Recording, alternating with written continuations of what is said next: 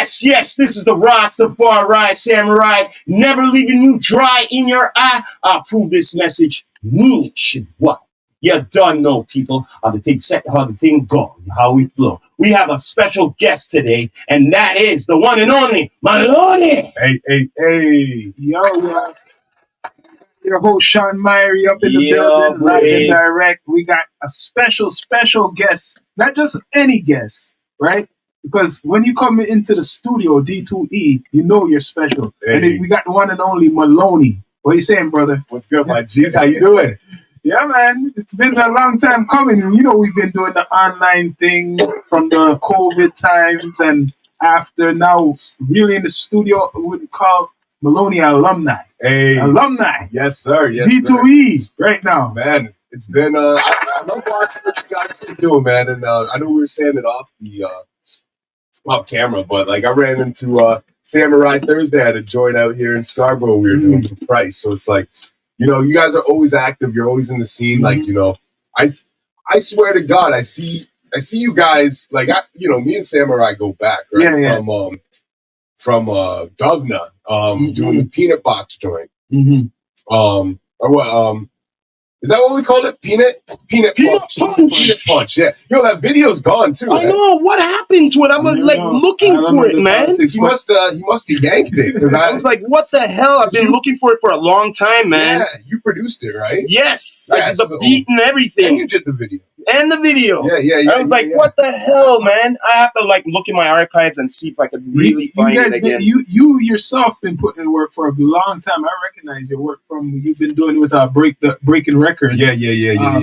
And I was saying, who's this? Like, check this. We're talking about White Tupac. We're gonna get into that. That's his recent single. He has a catalog, but you're also a radio personality, a host for the culture. If you want to talk about hip hop, anybody you want to talk about grassroots hip hop, MLNY is it, right? And he's a great artist. But this is one thing I recognize, and I'm saying, Sean Myrie, no filter. You have interviewed legends. Yeah. Legends in the game, in the industry, where nobody, and I'm gonna say, I can say this, no one in Canada who's involved in urban music media have interviewed yet. Yeah, there's for sure there's a list of legends from hip hop culture. Shit. that I can say that unless we go back to like maybe Much Music days, that I'm probably the only Canadian platform to have interviews with. And there's some that like have like one or two, but I've seen some that have one or two, but like I don't think that there's any other Canadian platform that has, I don't know, I could be wrong, but an interview with DMC from Run DMC. No, but that's just one. I'm saying you have a selection of them. Yeah, I know that's the whole key. And I think the other thing is too, right? Because a lot of these platforms, I mean, with the internet, it's a little different now, right? Like since COVID, like you were kind of mentioning, it kind of forced media people to reevaluate what they're doing, right? Because doing in-person content wasn't really available. So I think that that's opened up the floodgates a little bit more for some people. Yeah. But like I've gone to the States to do interviews, you know what I mean? And I think, I used to utilize a lot, a handful of promoters that I was cool with. Like, I give a shout out to my man, Peter Jackson. Bless up, Peter Jackson. Give a shout out to my man, Robbie G. Bless up, Robbie G. Give a shout out to my man, big shout out to my man, Tom from Real Wolf. Bless up. He used to really, really stick his neck out for me and look out for me. And not to say that the other two didn't, but and James Wright, he's a publicist as well. He's played an integral role in helping us get some of our early big interviews. But I specifically say Tom kind of stuck his neck out for us because he was so impressed. Like I got actually, so it's funny how the connection came. James Wright, the publicist, who he works for Soul Members. Like he was just behind the scenes working on their last single they dropped. But he had me do an interview with Tom after I moved out here. And he's like, yo, Tom Real Wolf? And I'm like, no, I can't say I do. He's like, oh, well, they want to do an interview. And I'm like, all right. And like, at the time it was at Rock Pile. I was living downtown. And I think I had like you know, I'm a to-do list person, right? So I always have like, you know, a list of shit that needs to get done, and you know, operating that way. So I'm like, fuck, I got all the shit I gotta try to get done tonight. I'm like, you know what? I'm like, all right, I'll do it though, because James asked, right? And then I start researching Real Wolf, and I'm like, yo, these guys have directed like a ton of my favorite underground videos, and I never realized it. So the interview, when we ended up doing it, it was just so organic and so like, yo, you did like, and he was so impressed by the interview because it really came from a fan perspective, right? And I think being a videographer, I don't think people typically hit you as like it's different than being hit as like a fan, right? Like because people usually fan over the music, but not the other elements of the art like that. Yeah. And I think that he was so impressed by that, and like seeing that I'd done my research. Like I remember him saying something like, to the degree like, that interview, that was the best interview I've ever done. That was incredible, or whatever. And he spoke highly of my interview skills for a while. And so, you know, when he would start having artists come down, whether he was booking them for shows or whether he was doing video work with them or whatever, I'd be like, hey, man, like, would you mind if, like, at some point while they're here, could you help me line up an interview? And he stuck his neck out for me a handful of times and put a good word in for me. Like, he's the reason I got my Ill Bill interview. Like, a handful of them. Like, you know, and he put me in some dope rooms with some dope people, maybe even when I didn't deserve it or I wasn't ready for it. You know what I mean? But all things that kind of, you know, help. Well, you know what? That's the art of networking. You do deserve it, man, because you get your flowers from D2E, because there's not a lot of journalists here are talking to the greats. You know what I'm saying? Who could say they've been talking to the greats here? Not too much. Since much. But that's the key to networking. That's what I mean. Much like, you know, back in those days, like they interviewed everybody. I mean, Master Ace, you know, Master T has interviews with fucking Tupac. Exactly. Eminem, you know what I mean? So, but yeah, in the age of like digital media, I don't think there's many platforms. Like, there's a lot of platforms that have bigger numbers than me. I think my problem was early on when I started doing Breaking Records Radio. Like, it's always been kind of a one-man show, right? Aside from interns that had come along and help along the way, it's always been basically me. Like, I write the interviews, I go do the interviews, I come home, I edit the stuff, and you know what I mean? And take care of the YouTube page. And it's like, so I've been doing everything for so long that early on, I just thought the content mattered more than the presentation, right? Which, I mean, to a degree, I still believe today. But, like, as long as I could get the content, I didn't care what the, like, as long as, if it was even just an audio recording, that was good enough. Yeah. And I think if I could reevaluate things and go back in the past, I would have tried to, you know, I mean, everything's hindsight in 2020, right? But I would have tried to have maybe a little bit more, you know, like invested in equipment earlier or something like that to just... You know what, though? Okay, because you're talking to a fellow, like, you know, like, we do the similar thing. Right now, I believe, because it's become popular, this type of media, interviewing, and these, like, with podcasts and everything, that your content will even be bigger now because of who you have, interviewed.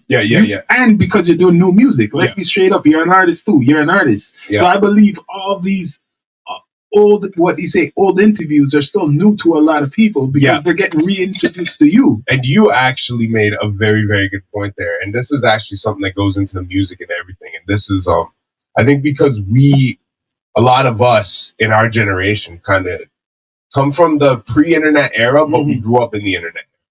So we still have traditional ways of looking at things, and a lot of us, I think, have kind of morphed and formed from those to exist in the current state where we're not dinosaurs. But I think that a lot of us don't really realize sometimes is just very subtle things of how we view things is still it's still dictated by the age we grew up in. And one thing is, we grew up in the age of physical media. So if you dropped an album, right? And there was a song on that album, you didn't put that on another album. No. You know what I mean? Like, it wasn't the way things moved because that was a piece of physical media you sold. So the people who are buying your stuff are typically, you know what I mean? Like, they'll go buy that album if they want it, right?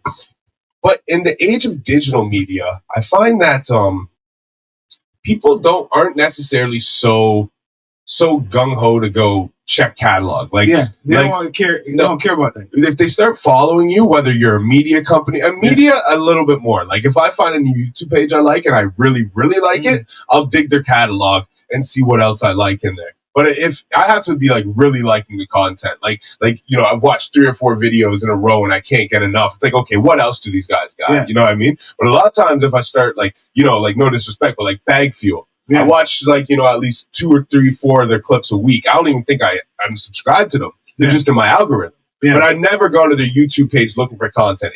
I'm not that driven by it. You know what I mean? And I just use that as an example, as no disrespect. Like I was watching Bag Fuel on my way here. What I'm saying is that in the days of physical media, you had to like, you got what you got when it came out. Yeah. And your only way to have more of that experience was to go buy a catalog. Yeah. Right? You would buy, what's the past thing? You know what I mean? Like, you know, like how do I take in more of this, right? Whether it was DVDs or whether it was CDs. In the digital media, you're always being fed. Right? So I find a lot of people come in at a starting point where their introduction is, right? So let's say White Tupac is someone's introduction to me. Yeah. This is where they come in. Yeah.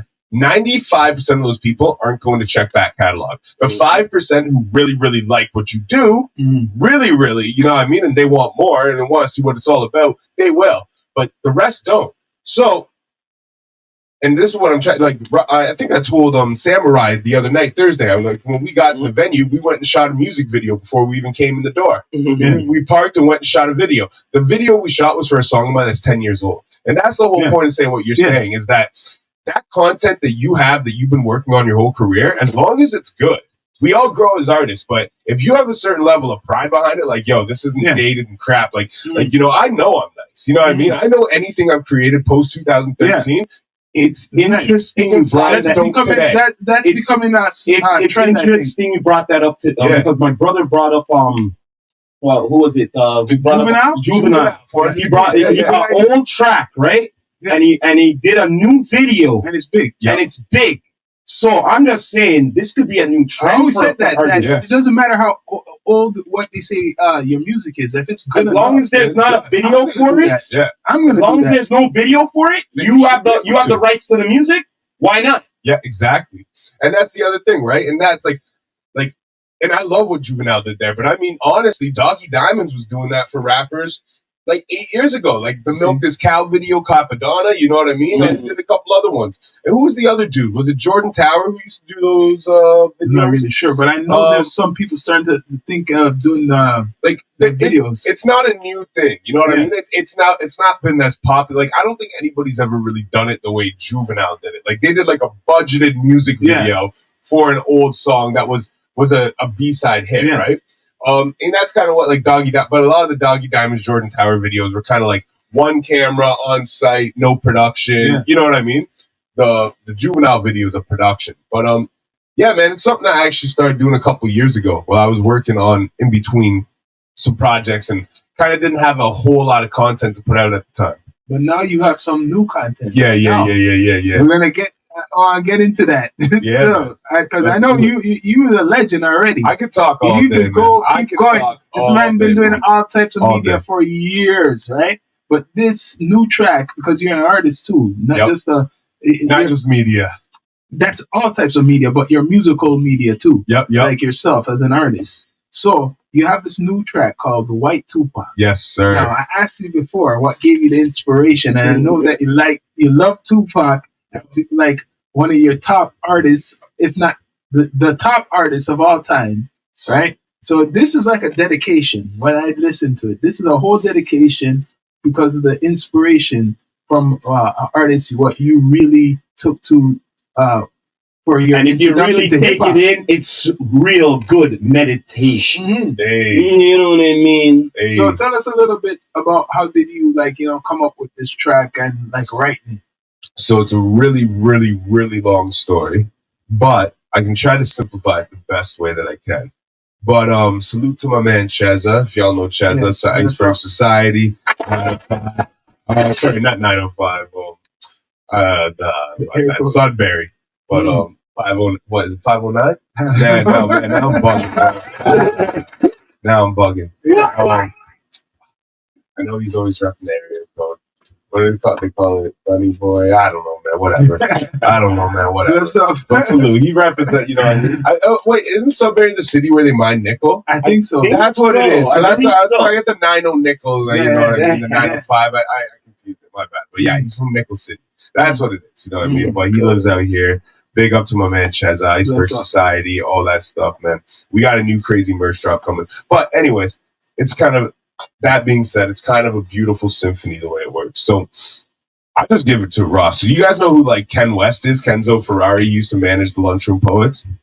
I know the Lunchroom Poets. And I think he, I don't know what his involvement is with Dre Bars, but I know he bigs Dre Bars up a lot too. I don't know if he like managed him or recorded his music for him or something, but either way, he's like a dude that I don't know. He's a very opinionated dude online. He's done, you know, and his ego kind of for it, I think, in my opinion, his ego kind of it expands what his actual resume is. You know what I mean?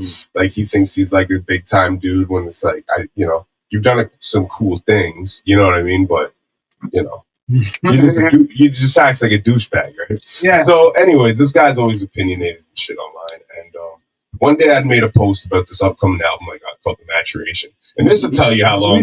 This will tell you how long ago this was, right? This album, I made this post a little shorter than 2 years ago, right? And the album still hasn't come out. So that shows you how much time I've been putting on shit, right? And just how much I think the importance of planning is too. Like, don't just drop shit when it's ready. You make art, and sometimes you sit on that for a couple of years till the time is right to drop that piece of art. But anyways, music is advanced before its time. Yeah, exactly. And I think everything has to make sense in the climate, right? Like the Tupac joint, it took 2 years to put that out. You know what I mean? And we'll get into that. But anyways, long story short, is this Kenzo dude. I made a post about my Maturation album, bigging it up, feeling confident, you know what I mean? Like I said, it was my Good Kid, Mad City meets my College Dropout. I said it might be the best conceptually based album created in the country in the last 10 years. You know what I mean? And this guy got mad about that and like made some like ranting posts about me and how my brand's whack and I'm a bird and this is whack and everything's whack. And, you should feel this way, but you're whack, and you know what I mean? It's like, so this is what I'm talking. This is like this rap beef shit. What's getting popular again right now? Man, it's just Kendrick Lamar. Okay, it's queer. Okay, can I say something about that? Yeah. On the real, like, because I looked at look, I'm a hopper for life. I said this to you before, and I'm gonna say it again. When it comes to this battle beef and shit and everything, if you're not on the certain levels, then yeah, you can come and talk. But if you're below and you're trying to get something because you seen that this guy's going to the top, I'm gonna use Cannabis and LL Cool J for instance, for example. Okay, LL's the GOAT, right? Yeah. Okay, and Cannabis is a lyricist and all of that, right? For sure. Yeah. But at the same time, he's seen the time of his career. I need something. Yeah. Not true? Yeah. Okay, but he's at a certain level to do it. Right? Yeah. But if you're at not no levels, then shut the hell up. I'm sorry to say, man, I'm a devil's advocate, but shut the fuck up. You know what I mean? See, this is what I'm saying. Well, this is the thing, right? I think there's levels to that, even in what you're saying. Because right? you're just embarrassing yourself. Not only that, Jay-Z said it in a line. I shoot you, I'm brainless. You shoot me, you're famous. You know, what am I to do? Yeah. Right? And it's true. But I think even what you're saying, right? I think there's parameters to it. Like the Simba verse that he just kind of addressed the J. Cole apologizing thing was crazy, though. And Simba hasn't quite broke that threshold yet where he should be able to talk about J. Cole. That's why he's using, because J. Cole backed down from but that's why everybody's going at J. Cole. Well, because you prove to yourself and the industry that you're not ready to defend everything you talk on record. So now you're a mark. Well, you know what? That's what Simba's going at him. Well, exactly. It comes back to levels. It comes back to levels. You see, them guys, they could go at it and people will pay attention to it. You get what I'm saying? Entertainment, right? But if you're some underground on whatever levels and stuff like that, like back in the day, the fucking little Flip verse, who was it? Flip verse, fucking hated them motherfuckers. I don't like them. I know, but the bottom line is there are levels that people will pay attention to. Check this. Everybody has an opinion. I could say I'm the best in the universe. Yes. That's me. No matter what, I'm feeling that I'm the best in the universe. Even if you think you say you're the best. Yeah. But that's to show you, to me, I'm not gonna, if someone say they're the best, that's good for them. I'm not gonna try to put my opinion in it because I just don't understand that. Because if you say that you're the best, yes, you're the best. Yeah. Well, I mean, if I say I'm the best, I'm the best. It's all subjective, right? But yeah, man, the whole shit though, like, so either way, this Kenzo dude, right? He's pissed off about me. Like, basically, I made a post about how confident I was in my album. It pisses him off. And this guy's like always talking about how he's this big manager dude. You know what I mean? And he's so important in the scene, and always passing off like this kind of facade. And like, he's done some cool shit. Like, you know, he used to manage my man Young Stitch. Like, you know, he managed the Lunchroom Poets and whatever his association with Dre Bars. Like, Dre Bars is a Toronto legend. You know what I mean? But I mean, aside from those things, I don't really know what his resume entails. You know, ran a studio out in, you know, Durham region or something. Yeah. Anyways, and I'm not trying to disrespect the man. The man's disrespectful. So this guy makes a post triggered by my confidence, right? Yeah. The man Cheza hits me. I probably shouldn't even put all this out there. Yeah. But fuck it. Cheza, my bad. But whatever, man. We down to earth here, man. We down to earth, bro. So he sends me a picture one day. He's like, yo, you pissing man's off with your confidence, eh? And sends me the screenshots. Me and this Kenzo guy I unfriended him years ago because he's annoying. You know what I mean? He's just always ranting and raving and like those are people who think their opinion is like the word of the Lord, and anyone else who disagrees is wrong. Like, they laugh at you if you you know what I mean? Like, just like arrogant people, right? I'm like, I don't like this guy, so I unfriended him. But yeah, so he sends me this message. He's like, yo, you piss man's off with your confidence. I'm like, who is it? And he's like, I'll call you later. He calls me 12 hours later, makes me wait all fucking day. Cheza calls me at like 11 p.m. Then he tells me, and he's like, yo, man, he's like, you pissing man's off out here who are supposed to be like, you know, they're supposed to be big time dudes or something, right? He's like, imagine what you'd do if you told people you're the new Tupac. Mm-hmm. And I'm like, yo, wow, that's wild. I'm like, I don't know, man. It's kind of crossing territories. That's funny as fuck, though. Yeah. And he's like, I mean, Post Malone did White Iverson. Why can't you do White Tupac? I'm like, you know why? He's like, yeah, but it ain't no different. I'm like, that's crazy. And then like the next day, I'm like, you know what? Fuck it. Let's just see if we can piss some people off. Because I do like to do that. Yeah. It's another thing. Social media is great for knowing people's true intentions. Yeah, it's true. The thing is, I can post some wild shit one day and post some real shit the next day. Yeah. And at the end of the day, unless I really cross the line and offend like a large demographic of specific individuals, most of my people will keep rocking with me. But you know what will happen is those few individuals who've been hating on you from time, but they're almost scared to say it. Those are the types of people who are always looking for a reason to flip on you, right? That's true. And that's why doing abrasive things, like making a post saying, I'm the new Tupac, or this is the best album to drop in Canada in 10 years. This album, I still ain't even dropped it yet. It's been 2 years. You know what I mean? But you do these things, and you can actually see what people's true intentions are of you. Which people, you know what I mean, sit around and act like they like you and fuck with you and rock with you. And you know what I mean? Like, they support you. Because in this industry, you got a lot of fair weather friends. You got people who ride the fence. They'll follow you on socials. They'll like a post every once in a while. But they don't actually ever show support. They don't ever actually comment, really like your shit. But, like, then when they see you in person, they can play the fence and be like, yo, man, you've been killing it. You know what I mean? Like, but they don't actually fuck with you. And you can tell that those people don't have your best intentions. They want to do better than you, and they want to see your downfall. But they don't want to burn a bridge with you. You know what I mean? Like, a lot of people in this game are like that. It's a lot. So I like posting abrasive shit once in a while because it weeds out the fucking losers. It weeds out the fucking fakes and snakes. You know what I mean? Because I can tell by how they react to that. Yeah. That's why once in a while I like to post a comedy post too. Because that's how I can see the rappers who fuck with me, who don't actually fuck with me. Yeah. Content creation. You know what I mean? Content creation. But, you know, we both bars rappers, but you only react to my post when I post a joke.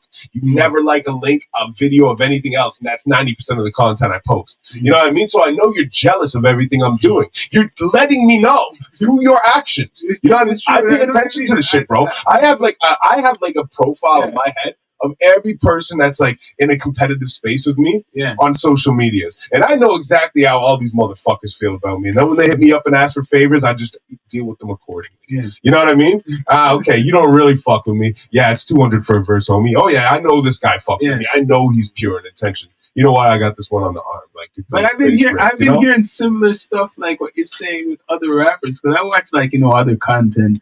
I heard the Young Sitch have a similar situation with another a rapper like that. The same way. His shit was Tony Ranks. And there was someone else too. I think Tom McDonald.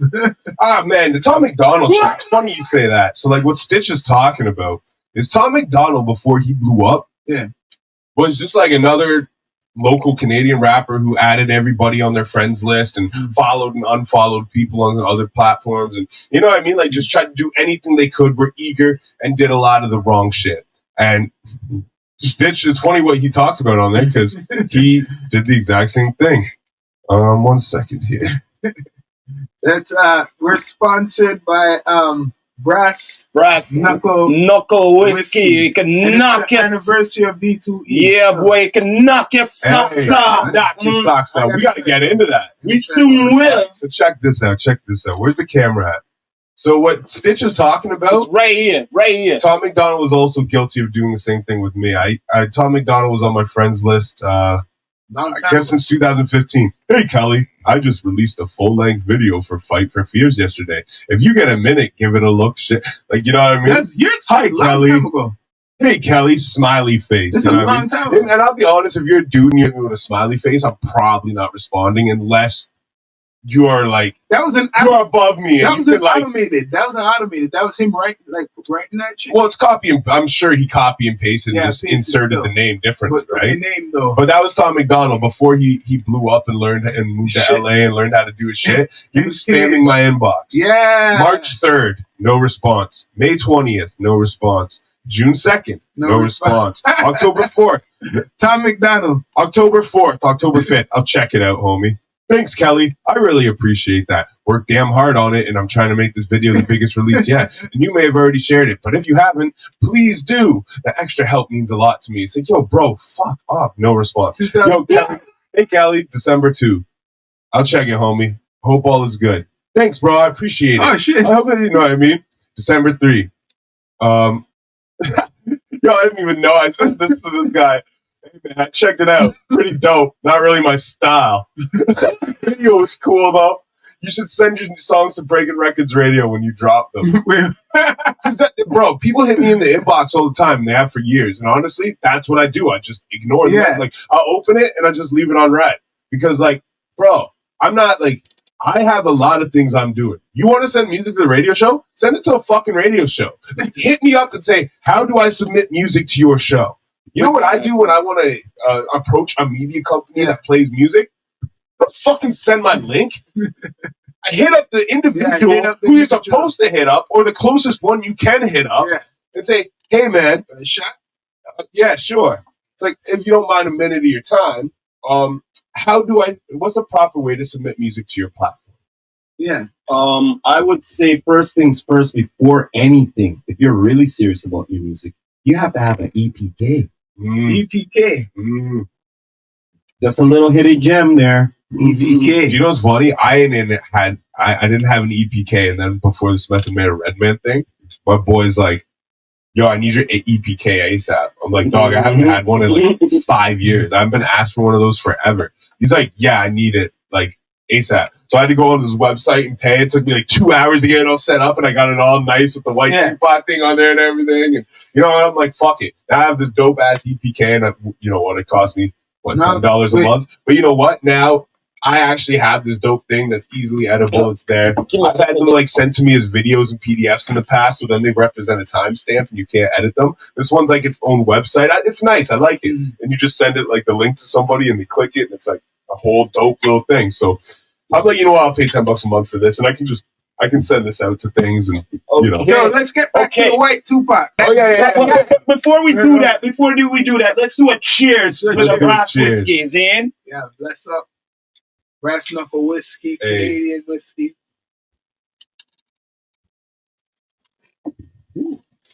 Salud. That's smooth. Smooth, yeah. Wow. Yo, that's really smooth. Mm-hmm. Yo, when my pops gets here, we gotta. Oh, for sure. Gotta give him a shot at that. He'll like that. Oh, yeah. Jeez. Yo, that was good. Yeah. That's really good, yo. You guys sponsoring that? Yeah, man. Jeez. All right. Well, salute to Brass Knuckle. Can you get that LCBO? I think so. Yeah. So. Oh, Yeah. all right. Woo. I might have, Yeah. to have to get my pops. White Tupac. That guy. Let's get down to that. Where's that guy from? I don't even know where he's from, man. But yo, so my bad. Like when I get into stories, one thing is I like to explain in full detail. Yo, this Because I feel like D2E. that This D2E. Nothing gets overlooked or like you don't. For one, you don't leave people out, and for two, people don't misconstrue context. Because in the day of the internet, everything's context, right? Yeah. So I rather over-explain myself than under-explain. That's how we do. But so long story short, the song kind of started as a kind of like just like a way to trigger people online. Yeah. Like the whole idea was Cheza saying like you pissing people off with your confidence in your album. Imagine you told people you're the new Tupac. Yeah. And I'm like, that's wild. And then I'm like, you know what? Fuck it. Sure. Because I feel like pissing someone off today. Like let's see who I can piss off today and trigger with some, you know what I mean? Like we're talking. You can read people just by posting shit. And the thing is, you can never really tell who somebody is by the shit they post because they're only posting a certain version of themselves anyway, right? So you can never take a person on the value of the version that they present you on the internet. But what you can do is you can read people by how they react. Yeah. You know what I mean? Well, That's how you learn people. Speaking of reaction, that's how you learn people. Hold up a second. Speaking of reaction from the other night there, I was talking to your producer, right? Which one? Were you talking about? You're too tall. Yeah. Yeah, we were talking about the recording of it, right? Yep. And I wanted to get back into that. I loved it, what you guys were talking about. That first, when you were recording it, you were recording like you're trying to be like Tupac. Yeah. Right? And then your man said what? He said, yo, like, do the lyrics, but not being, trying to imitate. Try to be you. You know what I mean? And, yo, I really admired that because you don't have a yes man around you. Yeah. He could have just said, yeah, that's dope, and all of that, and go with it, right? But no, he said, re-record that, right? You listened to it, didn't you? And then after you said, you're right, didn't you? Yeah. He was right. Yeah. Isn't it true? Yep. Okay. So that's what I really, very much. I give his flowers to that because he could have just been an ass and said, yo, continue on with it. Yeah, so salute to my man Too Tall. Because initially when I recorded it, I mean, we're kind of skipping over here, right? No, it's still the same thing we hear. Yeah. But when I recorded it, I went in there, and the first time I went and recorded it, was like, "They'll never take me alive." The words just repeat, like almost to a degree, like the Dave Chappelle. I heard the shit a long time ago. Exactly. You know what I mean? But like, I'll tell you one thing. Like, I'm one of those guys. I'm like a jukebox, a karaoke machine, right? Like I just know lyrics, all tons of shit. And like memorizing music growing up, you'd always rap in their voice, right? Like so it'd be like Scarface, like you down and out, money, funny, you hustle and die. Like if I'm singing along to Scarface, I'm singing like that, right? If I'm singing along to DMX, be like, yeah, where my dogs at? Yo, mind me asking, did you ever thought about doing comedy? I have thought about it. No, real shit. Because you have the spunk. The thing is, why I'm saying that is because you know the hip hop culture, right? Yeah. Now, just out of a whim, imagine he used most of his content over hip hop and whatever, and he uses it with his comedy. How? No, I'm just something just to throw in. No, I've thought about it because I mean, naturally, I'm kind of a funny. You know what I mean? Like I would love to see you live on stage doing comedy. I don't think I'm like overly funny. Like I know people whose wit is just impeccable. Like I'm not, but I'm a good smart ass. I'm a really good smart ass. And I'm like good at, I'm animated. I can do impersonations. Exactly. But I don't know how to write comedy. Wait a minute. You just said you know lyrics and stuff like that, right? So I'm now, good at Paradise. Like, I do Paradise. Hold on a minute. Like that Rice Hendricks dude who does like the like he like does like all those characters. Yeah, and, like, but you see, I can do that shit. But you see how bars and stuff like now related to real life situations. You know how they put comedy and they mix it up. Yeah. Now you mix your comedy with hip hop. Yeah. It could be done.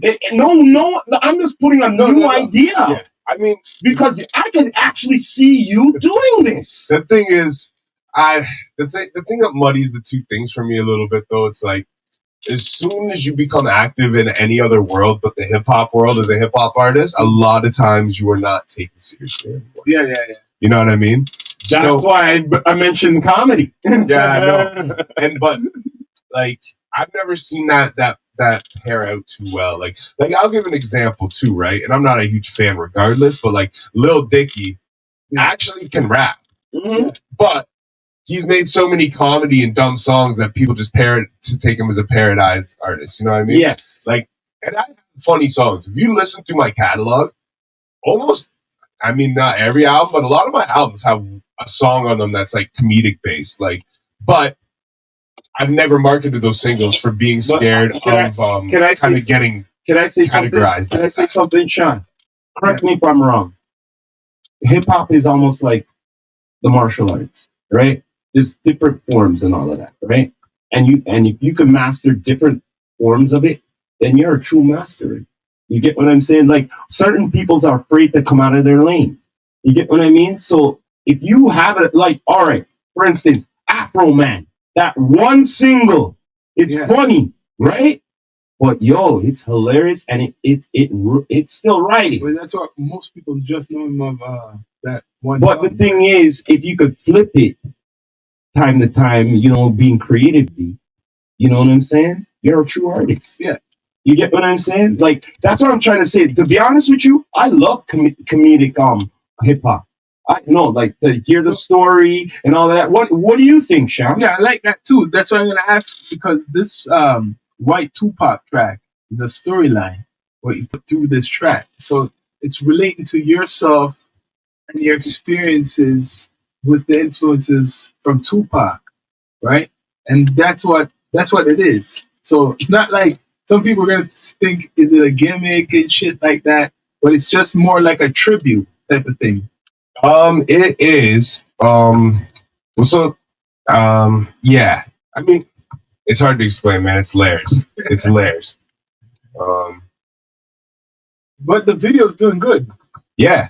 How many? What's the numbers? Mind me asking on the video? I think we're almost at 21, anyways. And how many weeks? It's just been over a month. That's good. Okay, so 4 weeks already. That's good. That's good. That's how it's supposed to be. Yeah, it's been crazy, man. But yeah, so the song, it's essentially a tribute, I guess. So hold on, I'm gonna tie everything together here because I just don't want anything to be left unturned. But so, long story short, made a post with the Tupac thing. Thing's a joke, right? You know what I mean? I started playing into this joke a little bit. Yeah. After about a month or so, it's kind of like, yo, like this actual, like this kind of like this little, like, you know, tongue-in-cheek thing that I've been posting has kind of been getting traction, right? And in his mentions, he's like, you got to figure out a way to put this into a song form. And I'm like, nah, that's corny. You know what I mean? Like, there's no way to do that. And he's like, nah, man, like, really? And I'm like, if I can think of an angle where it makes sense, then I will do it, right? Sorry, my girl keeps messaging. No worries, man. No. In fact, you better make sure you answer. She's on something right now. It's not important. But anyways, sorry, I now lost my focus. But yeah, so so it's like, yo, is there a way to turn this into something, right? And so I started thinking about it, and that's kind of when like I realized how essential kind of like Tupac really was to, you know what I mean? Like, you know, I wrestled with some ideas and stuff, and I started writing something. I wasn't sold on it, but I'd left it, and as I started writing it, it became kind of like, it's like, yo, this actually, you know, has potential to be, you know, I have potential to make something dope with this, right? And I sat on it for a bit. Like, we sat on it for a while. I wrote a bit of a song and just kind of left it, right? And then it came around like a year later, and I got a Facebook memory of when I made one of those first posts. Yeah. And you know, and I sent it to Ennis. I'm like, yo, we could do that for like, he's like, yeah, man, you got to finish that song. I'm like, yo, let me go in there. Like, let me go back in there and see what was going on with that. And when I went back in and reread what I had and like really like thought of it, and like, it kind of like, you know, sometimes things sound better on fresh ears, right? Yeah. And when I went back in, I was like, yo, actually, and I started to like put the piece together and think about it, and I thought about how integral really Tupac was to my hip hop experience, not just Pac as an artist. When I first went in, it was kind of like Pac was one of those big influences to me, right? And that was kind of my angle, and I didn't know where to go with it. When I went back in after leaving it for a while, for some time, reevaluated it and thought deeper about it. It was like, yo, Pac is the reason for my whole hip hop experience, and I was like, that is important. Like that, like if there was anything that's important, that is it. As far as like me and hip hop is concerned, right? Like there's no other artist that I can thank for introducing me to this culture, right? Like it's not even about his influence, and it is, right? And that's why the song is layered. You have the face value layer, which is Tupac died. I seen it on TV. His soul entered my body. Yeah. I became this white. You know what I mean? But all of that, right? That top layer, the kind of tongue-in-cheek story of the song, is a metaphor for how you feel like as a kid growing up. And like you're rapping along to your favorite rapper songs in the mirror. And when you put that like bandana on to the front, looking in the mirror at 7 years old, rapping every word to a verse, for those 3 minutes, no one can tell you you're not that person. You know what I mean? Like you are in your imagination that rapper. I am 50 Cent in 2001 rapping. You know what I mean? One of them joints in the mirror. Like you know what I mean? Like that's how you feel at that moment as a kid. I know you guys are a little older, so the artists for you guys are going to be different rappers. You know, it might be Rakim for you. You looked in the mirror. It was like I am the awe. You know what I mean? But we all had those people we were influenced by as kids, and we wanted to be like. So the face value of the Tupac joint, White Tupac, is exactly that. It's a tongue-in-cheek story about how I seen his music and his spirit enter my body, which really is kind of like a more entertaining way of conveying like I wanted to be like that, right? The second layer is how much Tupac meant to me growing up and like my life, which is also a face value layer, but that's where all the references come into play and all the other things, right? But the real deep third layer of the song that I think people might not totally catch is like me using Pac's references and everything. Like all of that is also just a metaphor for everything. The whole song itself is about my relationship with hip hop. Yeah. Like that's what the song is about. You know what I mean?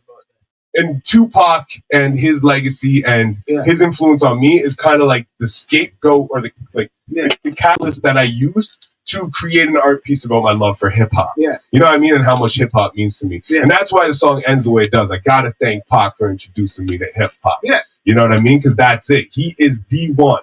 He's the one. Yeah. So and that would happen. Like people have songs dedicated to Tupac, like some reference in there. They might not call it the White Tupac, but I swear I heard other like references to Tupac in songs too, like even if not titles too. So yeah, man, I hope to hear some more music coming from you soon. You say you're working on a new single. Yeah. Sorry, just one sec here. This is it's down to D2E. We're live anyways. Oh, this brought to you by the sponsor. This thing ain't even been charging for me. Brass Knuckle Whiskey. Yeah, man. Turn this thing on. Oh, yeah, press the button. Let me press this button. Press the power button. Okay. No, not that button. Yep. Not that button. Turn off the light, Chad. There we go. Turn off the light, man. Turn off the light. Turn off the light. Yeah. Oh, yeah. Do you want like the song? Talk. I want to live. Yo, man. I love overall, MLNY, since the time I came across you, man, you have a love, the passion for hip hop. Yeah, I love it, man. You know what I mean? I love it. And there's only a few them who I know like that. There's certain people who fell on hip hop. Yeah. Okay? But you actually live and learn and you do your research. Yep. I love this shit. And you're like the whole package. It's very rare. That's rare. I'm just saying it's very rare. That's what we need to build on the real build up from D2E. We salute you, and you're an honorary member of the family of D2E. Thank you. You don't know, man. Bless up, man. Trust me, because some people talk like we've been talking for the past half an hour, right? We're really for the culture as you see it. This is how I grew up. Yeah. sound, Wait, studio. I'm not gonna speak about what your setup is here because that's, I don't know. Yeah. I know there's a allure to the mystique in all media, but as you were explaining as I got here, my pop soundproofed this place years ago. That just shows you grew up in this shit. Yeah, you know what I mean? Before you ever thought of turning this space into a studio, Pops had it soundproofed years ago. He was, you know what I mean? He was a sound man, so he had to do, on the real, like he didn't want to disturb the neighbors and all them thing there. So you know, he's playing his own music. He's playing the music like loud, bro. Yeah, man. He once in a while does his thing. When we're eating dinner, our table was shaking, man. I'm telling you, everything's rumbling, bro. Rumbling. Yeah, that's real, though, man. That's real. You know what I mean? And like, it's funny growing up as far back as I remember. Like, music's always just been one of those things just played loudly in life.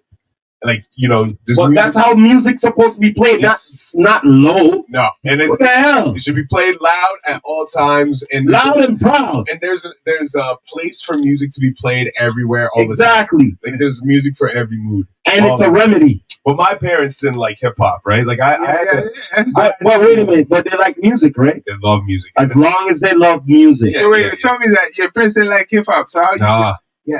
So, I mean, that's a whole story in itself. But I mean, it's funny because my pops is gonna roll through here soon, and so you guys will meet him. But like, he's learned to appreciate hip hop over the years. That happened in my teens. But growing up, he was one of those rap as crap type of dudes. You know what I mean? So like, I think that into what you guys are saying, like how I studied this shit. Now I can tell you this. Yeah. I think the reason why, you know. I think the reason why, like, I'm so into hip hop and stuff is because where I grew up and how I grew up, which this also ties in the white Tupac joint too, right? Like the white kid that, you know, all your heroes are black, and you're like, you know, like there was a point when I was a kid, and this is gonna sound crazy, I know, but like there was a point where like I went, like I was like, man, I wish I was black, man. You know what I mean? I know I'm the black. There's no shame of that. Out here, that probably sounds crazy because you're like. Look at that, like white privilege is a real thing, right? And why would anybody ever wish to, you know what I mean? But honestly, because all the artists and the people I looked up to and the people I connected with were all black, and I felt like I didn't fit in. And then where I grew up, all the people I grew up around, like they didn't understand black culture. Like I grew up in like my grade school, there was like one black kid. And salute to, you know, I'm not going to call him out. Salute to him. That's my guy. We just went out and, you know, went out and had some drinks a couple weeks ago. So salute to him, man. He's doing good. He's actually, he's a popular YouTuber. Yeah. But I'm not going to air him out like that because he can tell his own past. But he's good people, man. But, you know, so like all the kids I grew up around, like, they didn't understand hip hop and shit. Yeah. I was like the one kid who kind of like was into it. My friend Caitlin got me into watching BT. I didn't even know that was a real thing until grade 4 one day. She's like, "You ever watch 106 in Park?" I'm like, "What's that?" She's like, "You'll love it. Come over." And I come over. I didn't get channel 40. And that's a real friend because they know what you're into. And she was a wrestling girl, right? But she liked hip hop but kept it on the low. She didn't wear it on her sleeve. No, but she liked hip hop. Yeah, you know what I mean? Like a closet hip hopper. Like that's what it was like. That's what's going on. Like you didn't see what you told me. Was she white? Yeah. This is what she's a popular local wrestler right now. So salute to her. Hip hop inspires minds. Exactly. Right? Sorry, what were you saying? Realness, with the females too, like white females who like hip hop, some of them had to keep it undercover. Make it mom and dad know that you like hip hop. That's crazy. It's crazy what the 90s were like. It makes me think of CB4. Yeah. From Roseanne. You know what? There's an episode on that. The daughters like hip hop. Yeah. And they hide it. And they wanted to have a house party, and the father and mother. But you know what? Overall, what I respect about you, MLNY, is that you took the time to actually not only loved it, you actually took the time to research, go more in depth about it from the passion. Well, and it all connects, right? And I think that's I think ultimately where this lands is that growing up the way that I did and where I did and at the time that I did, I felt like because this thing was so misunderstood by people, I had to understand every reason why it was great, so no one can tell me rap is crap or that shit takes no talent. Yeah. I don't even play instruments. You know how many times I've heard all that fucking shit? I had a debate and an argument and a fucking case in point to fight tooth and nail for everybody who tried to tell me why rap was not great. And but to be able to do that, I had to understand it and learn it and know everything about it, know its roots, where it came from. And I'll be honest, man, I knew what I knew. And even before the internet, for like a kid who grew up where I did with what I had access to, like I used to come to Toronto to buy CDs, right? Like, I couldn't. The stores where I grew up, you could only get so much hip hop. MLNY, I had a situation even being from up here, like that in my I think I was in my grade 8 class. My teacher is a male teacher. The first time I ever had a male teacher. He found shit when I wrote, like, I was right, there's curse words. And then there's this, like, he had an assistant teacher in there. She liked my shit. He said, this is crap. Like, same thing what he said, rap is crap. He's saying, what is this, what you're saying? But he made the lady explain it to me. He didn't come to me like this.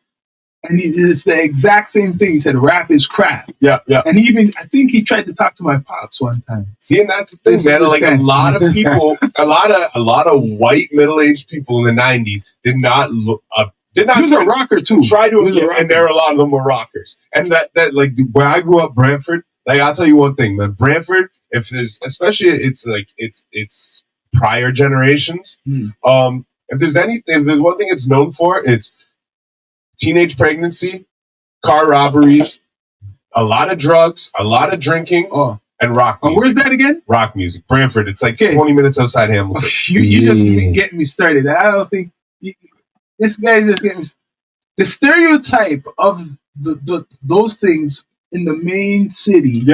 It's not. It's the reverse. It is, because it's the small cities will have all the stereotypes of like the big city. The big city. Yeah. Well, and so this is what I used to say, right?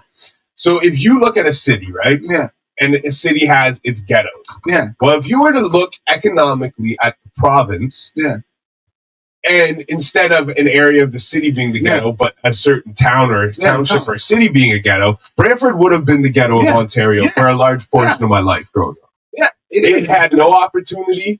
The highest you could make living there, if you had the best job possible in the city, is probably not even $1 million. You know what I mean? Like, aside from maybe a couple of independent contractors or something or whatever, but it's a city of no opportunity. I know. But the people who have money in Brantford, a lot of them really acquired it illegally. You know what I mean? Like, it's like literally, we got bike gangs, we got, but it has a polished look to it. Like, it looks like, man, it could look nice. It looks like, man, it reminds me of Scarborough a lot, actually. Scarborough, They kind of, visually look kind of the same in certain That's what areas. I mean. The stereotype that those outskirt places would be actually, like, to us, better.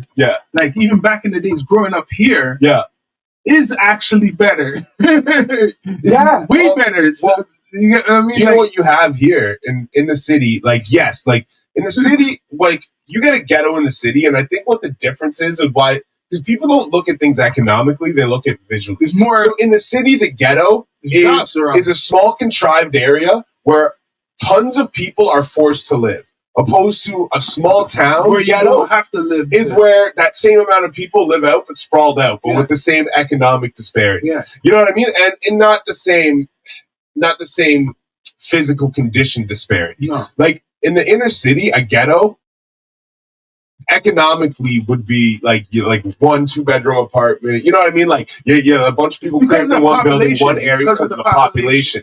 But if you look economically, as far as like statistics go, like, a ghetto to a province is going to be like a small ass town that has no opportunity, has no that's what really no development, no anything. It's just retail to support retail. There's a lot of places like that in Canada. Exactly, a ton of them. And it's funny because it's like a different kind of ghetto, right? And that's kind of like what white trash is. It's kind of like white trash is, you know what I mean? Like, city ghetto as opposed to like, I know, you know what I mean? Like neighborhood ghettos. But like, I mean, really, it's like, everything's economics, everything's based on numbers, and it's funny, but because Brantford now is a different place. Like, Now to get a house in Brantford, it actually costs you like $400,000. But when I was growing up, like there was a point where like a house, you could get a house in Brantford for like $40,000. You know what I mean? Like there was a point like bro, like there are like house prices once upon a time were just low. Say what you said, like maybe the 90s. Yeah. Things like prices were low back there. Like nobody wanted to move there, right? But what happened is all the other cities around Toronto filled up and prices went through the roof, right? Because everybody moved there. So then Brantford started slowly getting more expensive because that was the next spot to move. We're the next on the line, right? Like as you start to go further towards London, and then London has its own infrastructure, so even the cost of living there is like it's a little more expensive. But once you start to go a little further, you get to your like Windsors, your Sarnia, and like all these places are cheap as fuck.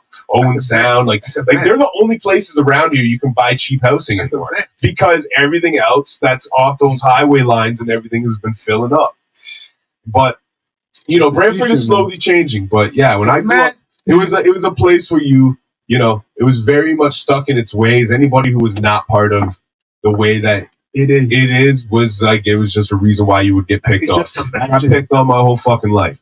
You know what I mean? So it's like hip hop was always that thing that like I resonate with because you know though I'm not getting picked on for the same reasons. I'm not comparing my struggle. It's like there was a voice of oppressed people that like people who didn't fit into the construct. Like that was kind of the mind state of a lot of hip hop artists. You know what I mean? Like I come from this place where we're misunderstood and we don't fit in with the social construct of what you want us to be. You know what I mean? And that there was that attitude about hip hop that resonated with me. And, you know, and having to defend it my whole life, I made sure I did the research and knew every point. So my dad say rap scrap and be like, yeah, tell me one rock artist that goes, you know, I was a fiend before I became a teen. I melted microphones instead of cones of ice cream, music orientated. So when hip hop was originated, it fit like, yo, who's rapping like that though? You know what? You know what I mean? Who's writing like that in rock music? You know what? Too, it's a generational thing too. Because my pops, like, he respects hip hop, but he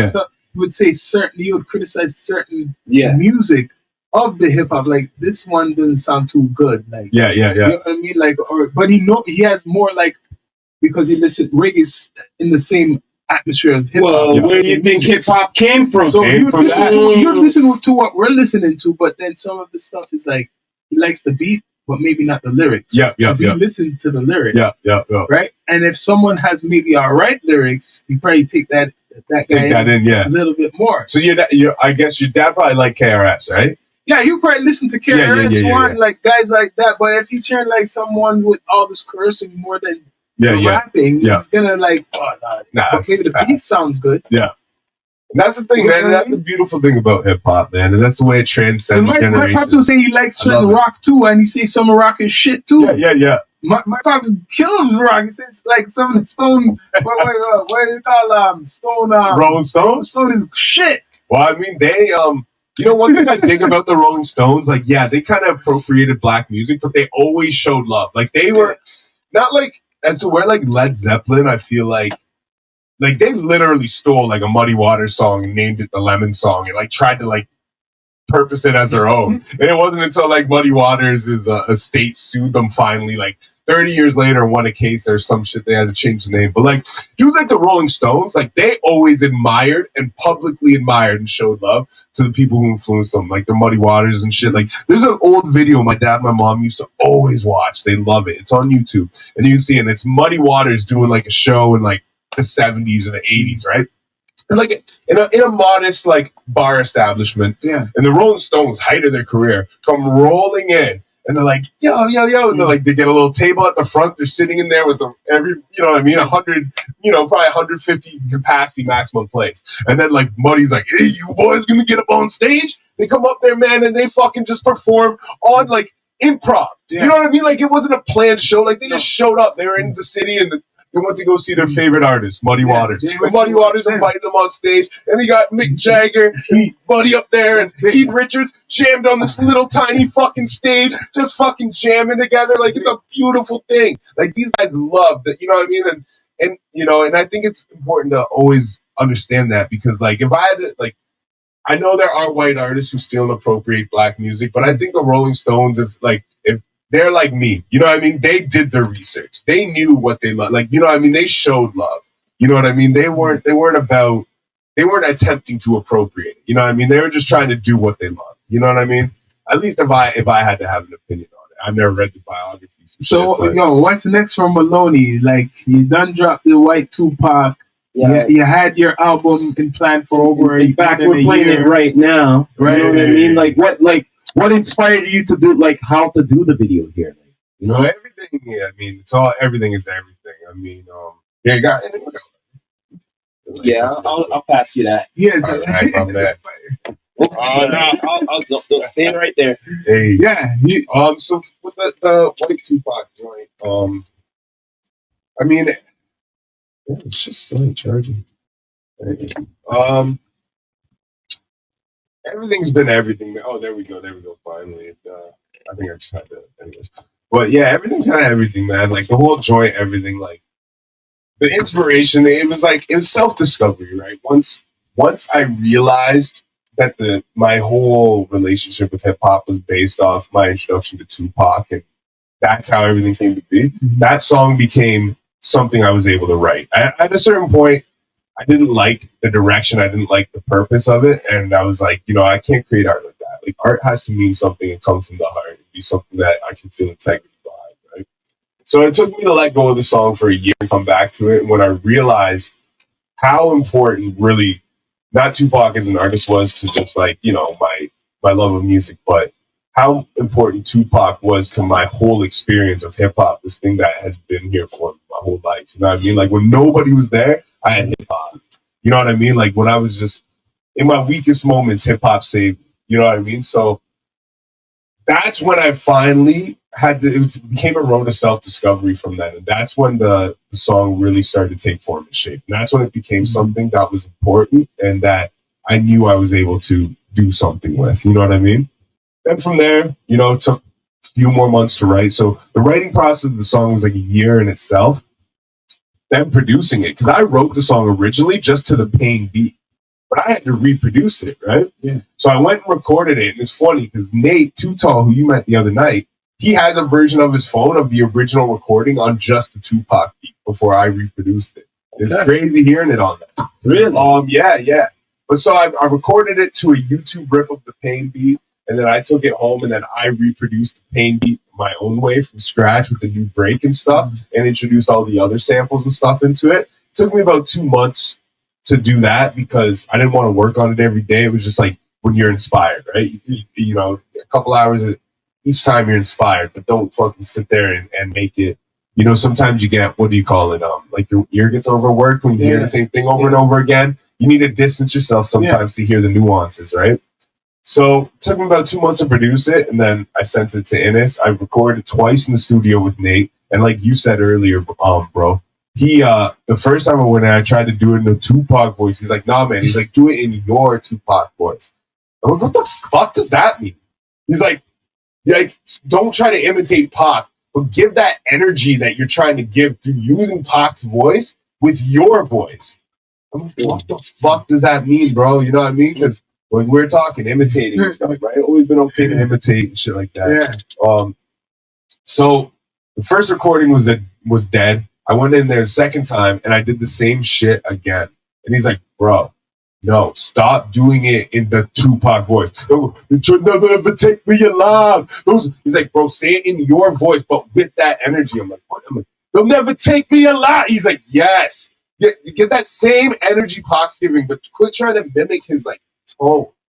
And when he finally got to where, and I was fighting tooth and nail, like, "No, I wrote the song. I hear it like this." And he's like, "No, I'm telling you." So shout out to my man Too Tall, my man Nathan. Too Tall. It's because I think that gave it that authentic energy, right? Otherwise, it would have came off as a parody of itself, no matter how well it was written. So and like you said, it's good not to have yes man ready. The visuals put together good. So that's the recording process. Took Innis about 2 months. Sorry, I know I keep going back, but I just want to go through the whole thing because you guys have asked about things, and then I get off topic and ramble. So I'm down to it here, man. I'm covering. You asked about the video, so I'm just trying to cover a little story to the video now. So that's how that all goes. Innis mixes and masters it. It probably takes him about 5 months because he's a perfectionist like me, and he just, you know what I mean. So yeah, in that time, I ended up getting the video. Shout out to my man Tiller. We planned it. It took us about, off and on, not like every day, but like over a course of a month, we were able to plan it all and locking kind of what we're looking for, and then, bro, actually getting the shit, like getting the schoolroom, getting the actors, like everything. It came together pretty effortlessly, but it actually was a lot of work too, like a lot of stress. Yeah. And like, yo, is this gonna work out? What's gonna, and having a backup plan, right? Because if anybody shoots videos, they know like day of, always somebody bails. Almost always, right? And then whatever you had that person booked for, now you have to either reroute the video or find a stand-in. So not only did we have the video kind of like we had the video treatment done, but I had like a plan B treatment and a plan C treatment in the event that somebody couldn't come through, like we couldn't get the classroom, or like this person couldn't show or something, right? So because you have all these mechanical pieces, so you're like, I need a black backup plan. So I literally had about like 3 different storyboarded versions, one main and then like 2 backup versions. But honestly, it was the only video I've ever shot where everybody showed up day of, no excuses, no ifs, ands, and buts. Everyone was on time, not an issue. Literally, everything went fucking flawlessly that day, bro. Honestly, flawlessly. That will show the success through the hard work, what you put into it. I believe this is a reintroduction to the people who may not know who you are, but now they're going to know who you are. And the people who know who you are, now they're going to really know who you are, because it's quality work. There's not too much videos right now, straight up. They don't have no storylines. Straight up, I can say no storylines. This is an example. If you want it to be internationally people to view, you gotta put work. It's like a movie. It's a production. True. You spending money to put whatever you're doing to put into a visual. Do that. But yo, MLNY, much respect for coming through the D2E headquarters, man. No But before we go, man, let them know where they can find you on all digital platforms, brother. They can find me MLNY 416 on socials. Oh, yo, my pops is here too. I'm gonna call him real quick. You guys cool if he comes in and does a shot of this? Yeah. Of course. Hey, what's up? I'm just finishing the interview, but come up. You see the garage? Yeah, just come up to the side of the garage. He's gonna let you. Yeah, man. But yeah, like we got a shot of Canadian whiskey. You gotta try. Done. No. But yo, before we go, give Down to Earth Podcast a nice shout out, man. Of course. MLNY 416 on all social platforms, on Spotify, all that good stuff. It's MLNY. On YouTube, it's Breaking Records Radio. That's WRECKORDS. How we spell records all day. Stay blessed. And we went to Down to Earth Podcast, baby. Yo, Sean Myrie, my man Rastafari Samurai. I fucking love y'all, man. Down to Earth Podcast all day. And we end it up like this. This is the Rastafari Samurai, never leaving you dry in your eye. I prove this message nationwide. You don't know. We are ending the show. I was telling them about how growing up you used to say rap is crap. Hey, I never said that.